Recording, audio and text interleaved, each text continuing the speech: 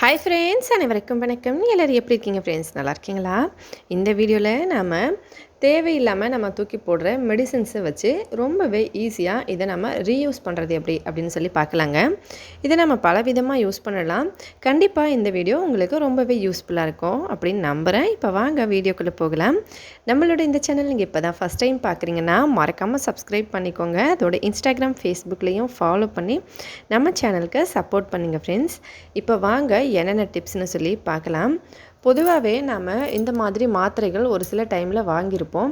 ஒரு சிலர் சாப்பிட பிடிக்காம மோஸ்ட்லி நிறைய சாப்பிட வேண்டாம், பிடிக்காது அப்படின்னு சொல்லிட்டு வச்சுருவாங்க. நம்ம அந்த மெடிசன் எக்ஸ்பைரி ஆன அப்புறமா கூட நம்ம அதை யூஸ் பண்ணலாம். இல்லை வேண்டாம் அப்படின்னு சொல்லி தூக்கி போடுற மெடிசன்ஸை நம்ம இந்த மாதிரியும் பயன்படுத்தலாம்.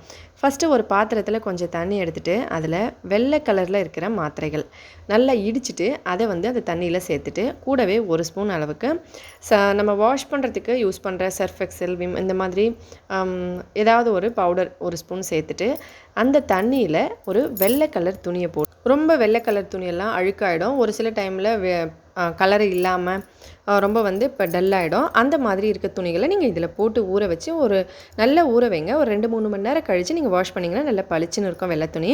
அதுக்கடுத்து பார்த்தோம்னா ஒரு சின்ன பாத்திரத்தில் கொஞ்சமாக தண்ணி எடுத்து அடுப்பு மேலே வச்சுக்கலாம்.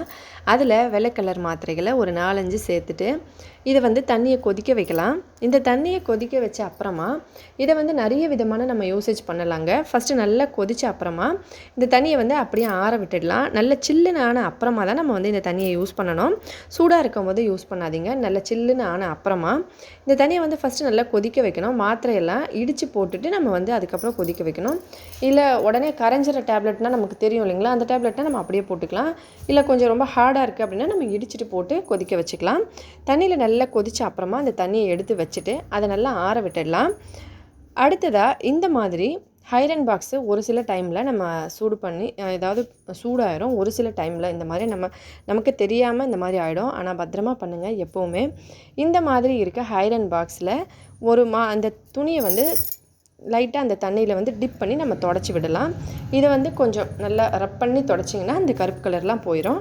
அதுக்கப்புறம் வீடு துடைக்கும் போதும் அந்த தண்ணியில் இந்த தண்ணியை ஒரு ஸ்பூன் போல் சேர்த்துட்டு இப்போ ஒரு மூடி அளவுக்கு, ஒரு மாத்திரை டப்பாவில் ஒரு மூடி அளவுக்கு தண்ணியை ஒரு 1 லிட்டர் தண்ணியில் கலந்துட்டு வீடு தொடச்சிங்கனாலும் பூச்சிகள் எதுவுமே வீட்டு உள்ளே வராதுங்க.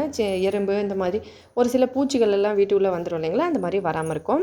அதுக்கப்புறம் இந்த மாதிரி கேஸ் வச்ச இடத்துல நம்ம மாத்திரைகள் எந்த கலராக இருந்தாலும் பரவாயில்ல நல்லா இடிச்சிட்டு அந்த பவுடர் கீழே போட்டுட்டு அதுக்கு மேலே ஏதாவது சிரப்லாம் காலியாக இருக்கும் இல்லைங்களா, அந்த சிரப் அது மேலே ஊற்றிட்டு கொஞ்ச நேரம் நல்லா விட்டுடுங்க. ஒரு அரை மணி நேரம் கழித்து இதை நல்லா தேய்ச்சி வாஷ் பண்ணிங்கன்னா பளிச்சுன்னு ஆயிருங்க. அந்த கரையெல்லாம் போயிடும். இதை சிங்கில் அதுக்கப்புறம் வேறு ஏதாவது வீட்டில் இந்த மாதிரி கரைகள் இருந்தாலும் நீங்கள் இதை பயன்படுத்தலாம். கண்டிப்பாக இது ரொம்ப நல்லா யூஸ் ஆகும். ட்ரை பண்ணி பார்த்துட்டு மறக்காமல் கமெண்ட்ஸில் எப்படி இருந்ததுன்னு சொல்லுங்கள் ஃப்ரெண்ட்ஸ். வீடியோ பிடிச்சிருந்தால் லைக் பண்ணுங்கள், உங்கள் ஃப்ரெண்ட்ஸுங்களுக்கும் ஷேர் பண்ணுங்கள். இதே போல் இன்னும் பல புதுவிதமான டிஃப்ரெண்ட்டான வீடியோஸ்லாம் பார்க்குறதுக்கு நம்ம சேனலை சப்ஸ்கிரைப் பண்ணிக்கோங்க.